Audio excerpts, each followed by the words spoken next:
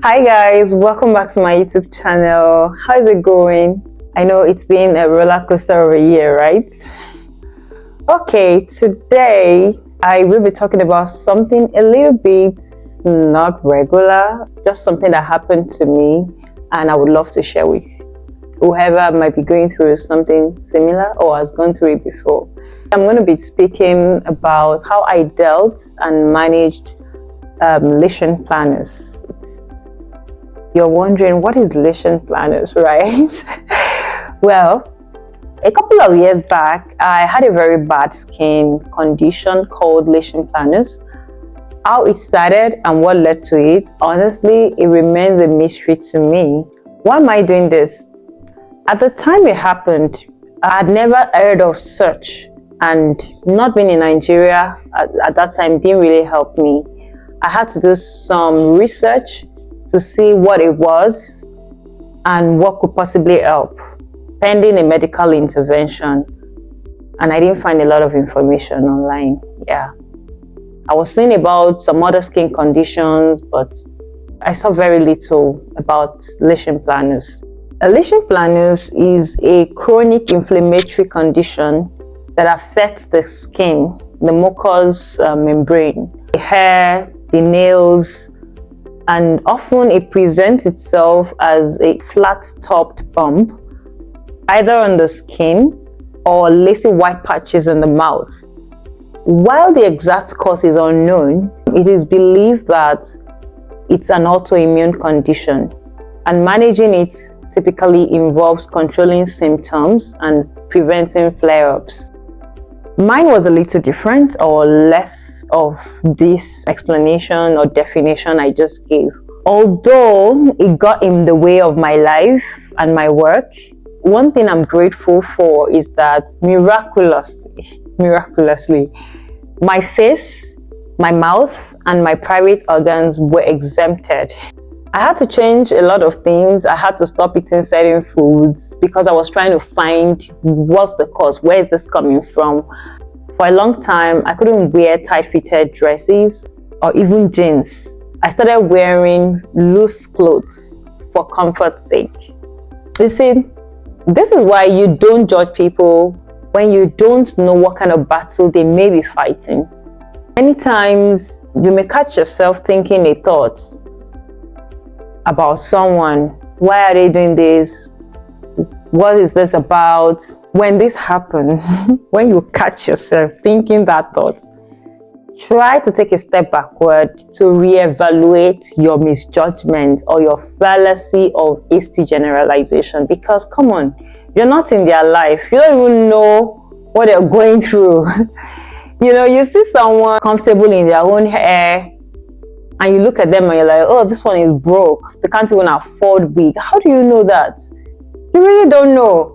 You don't know, maybe it's their comfort over the inconvenience of putting on a wig.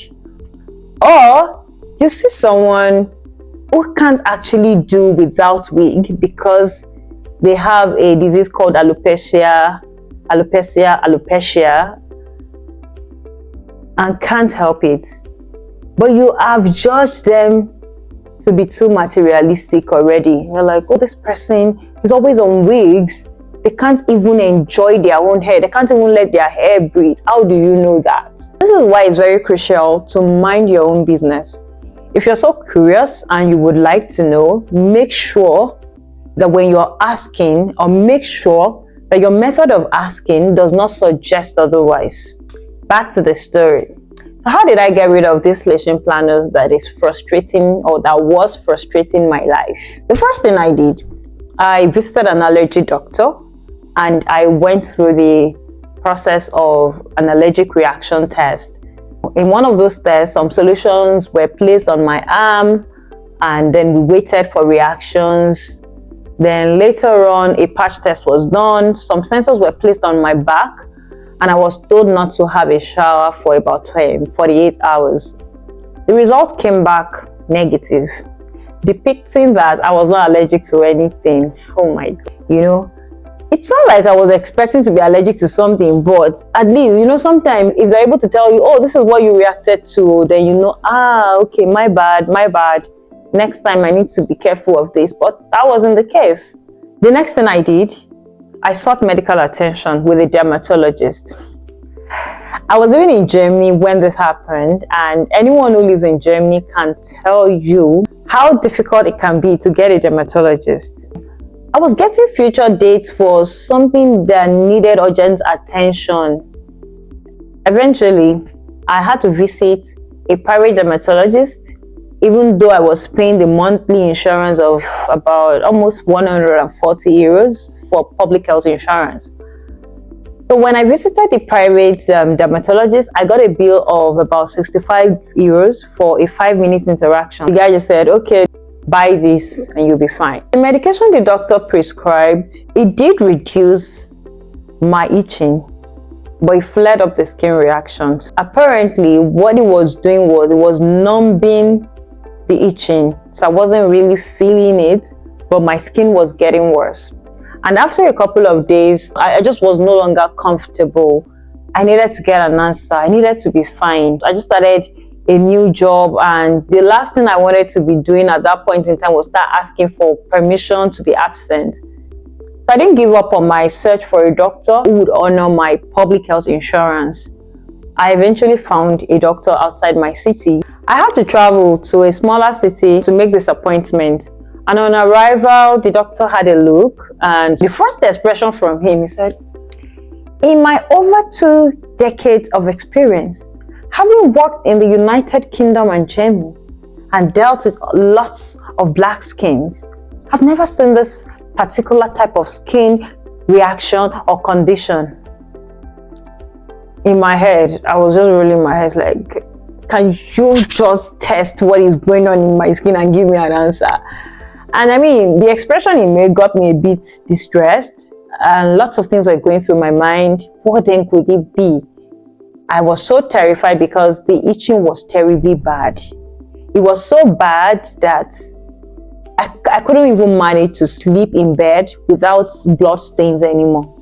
Then he asked me if I was on any medication, and I showed him the tablets recommended by the private doctor.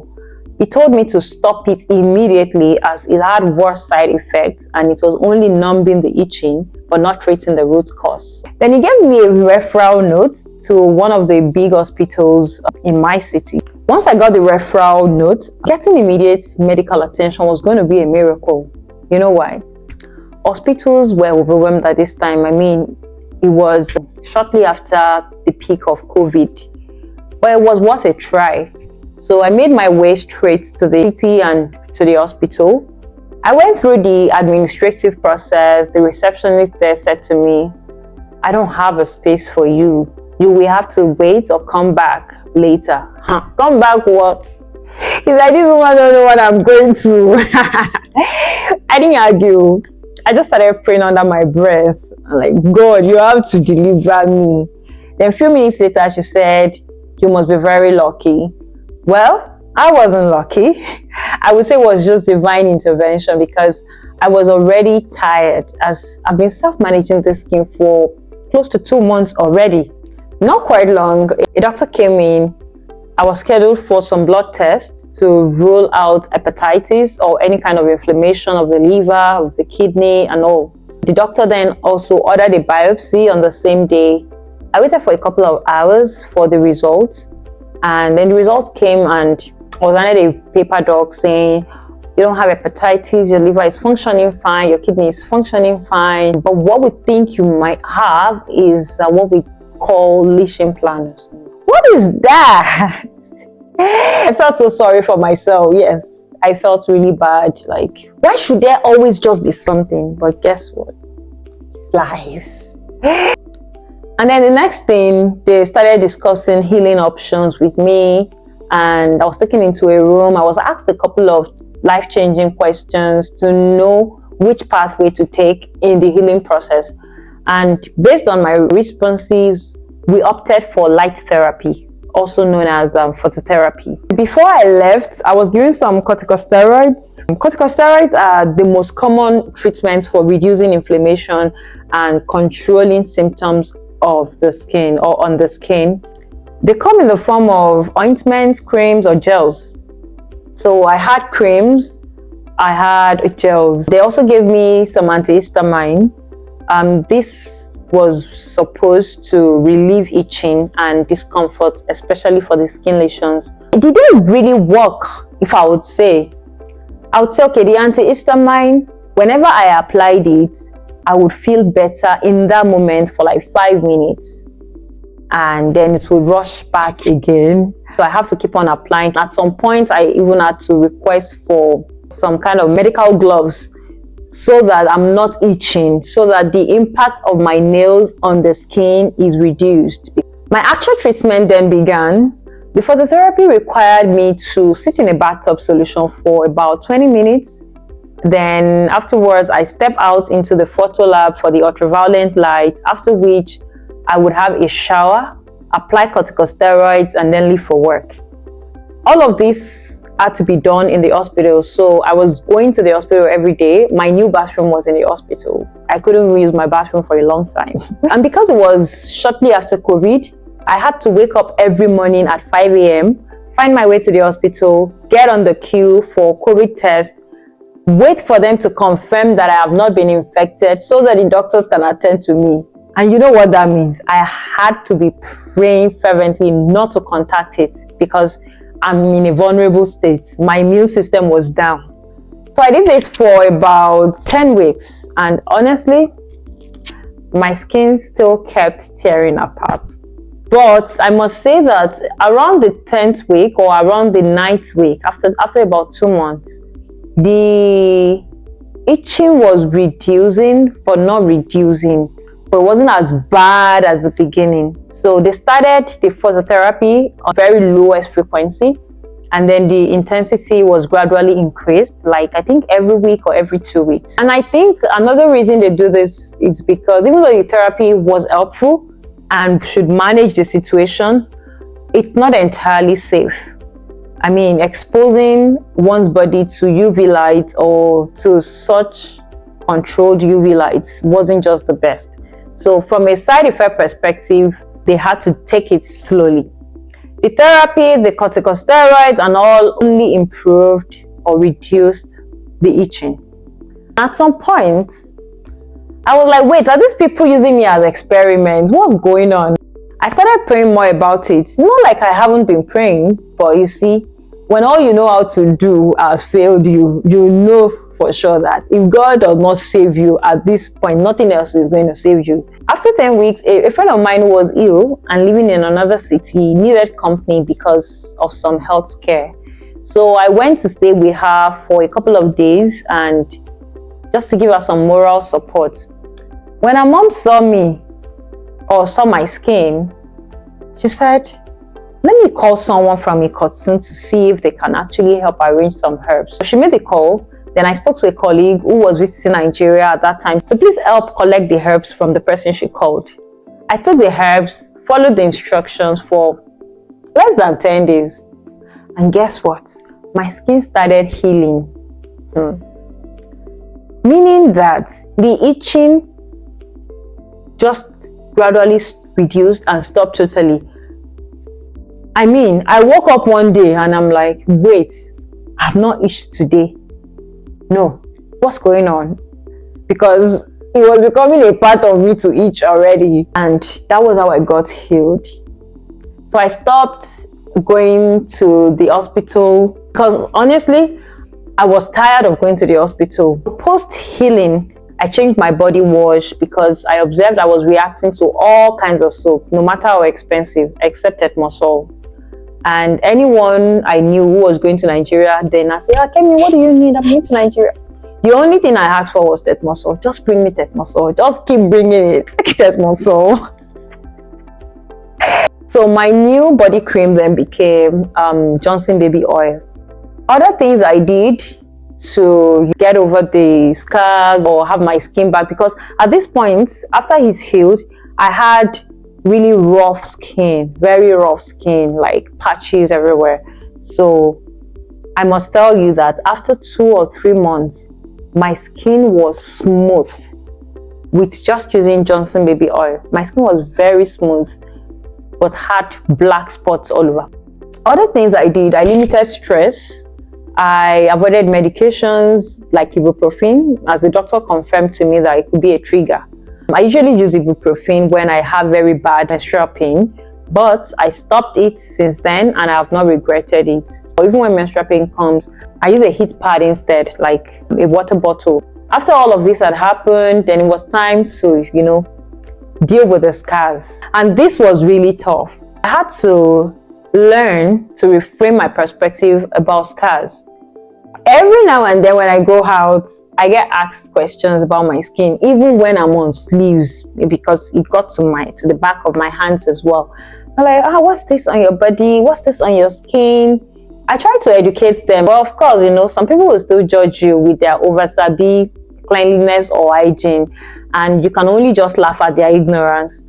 This had absolutely nothing to do with hygiene. My living space was spot on clean. In fact, I was living my best life before this thing struck me. Well, I started seeing my scars as a story of strength and healing. See, scars are a natural part of the body's healing process, a testament to its ability to recover. Focusing on this truth helped me to shift negative perceptions. I also began normalizing imperfections, reminding myself that, everyone has imperfections, whether visible or not. I started focusing more on what I love about my body and reminded myself that my worth is not tied to my skin, tied to my body, or even to my appearance. My spouse also has really been of great help in this area. From the time we got together through the healing process, he never for once made any negative reference regarding the scars. Instead, he would encourage me to even wear clothes that allow fresh air on my skin. And I'll be like, but what if, who cares? At some point, I forgot that I had scars and I started wearing clothes that made me feel confident and can help me embrace my body as it is. Sometimes, covering scars can make you feel more comfortable, while other times, wearing clothes that expose them might make you feel empowered. It's all about what works for you per time, really. To add to this, just for laughs, some people even criticize me for not liking my skin. In the early stage of dealing with the scars, people want to support you and they don't want you to feel so bad. And they say things like, it's nothing, you should embrace it. But guess who cries at mosquito bites or pimple spots? They are the same people. This is to tell you that people can give advice to make you feel better. It doesn't mean they mean it in every sense of it. You can only hear the truth from people who have actually walked the walk. Anyways, this brings me to the end of my story. That was how I healed and managed my scars from LICHEN PLANUS. Please feel free to share this video with anyone you know who may be dealing with skin condition or reaction. It just might help to know they are not alone. My skin is healed now. I still have and I still wear my scars and I've grown to love them. If you enjoyed this video, please like and subscribe for more videos. Thank you and have a wonderful day. Bye.